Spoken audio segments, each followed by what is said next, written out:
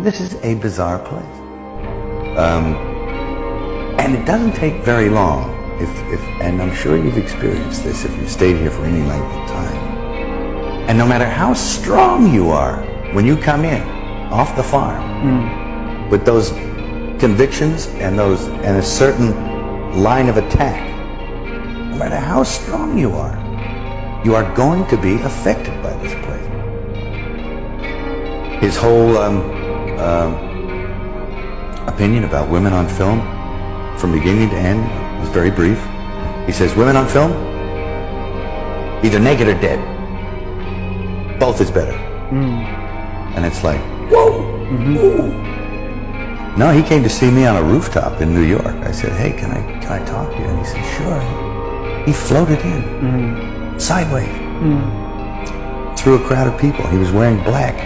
And it was like one of those old vampire movies where they don't walk, but they glide. And he was a dancer, so he has he's very, graceful. Yeah. And he moved sideways, and he just sat down in a chair next to me. And it kind of frightened me. And he's a very smart guy. And we started talking, and I didn't, say much of anything about reading the script, nothing. I just started talking about the Middle Ages. And he began to talk tortures. And we swapped tortures because I'd read this book on torture. And I tried to recall some of the most heinous things I'd ever read in this book. And he was like, oh, and he'd try and top it. And my assistant was there, and he left because he couldn't stand it anymore. Yeah. The air had turned cold. And then he left, and I wanted to leave. And because I knew that I didn't want to work with him. Yeah. And he was getting scary. Yeah. And then I turned around, and it was on top of the Peninsula Hotel. I turned around to avoid his steady gaze at one point. Yeah. And I was looking at a building with the top of the sixes on it. So there was a huge illuminated 666 in red. Yeah. And I went from that to that to that, and he started smiling. And I thought, oh no. Chris Walken is the Antichrist, When I came over here, I was in my mid-20s. Right. The first time I really came over here. I had a whole bunch of weird paranoid suspicions about what the hell was going on, because there was a lot of stuff I couldn't understand. Right.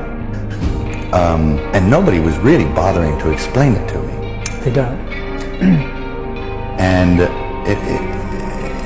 And I formed a bunch of opinions about the town and about the people in it that were like, surely that couldn't be, because a whole place can't be like, Weird Town, where the stranger wanders in and all the people are in the bar and they all shut up when he looks at them. And they tell you don't go into the house on the hill. It's like that.